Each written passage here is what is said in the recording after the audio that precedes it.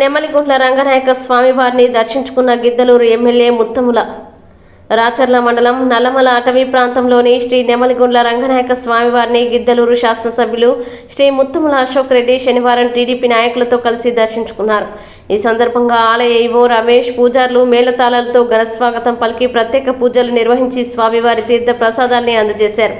ఈ కార్యక్రమంలో టీడీపీ నాయకులు కార్యకర్తలు పాల్గొన్నారు.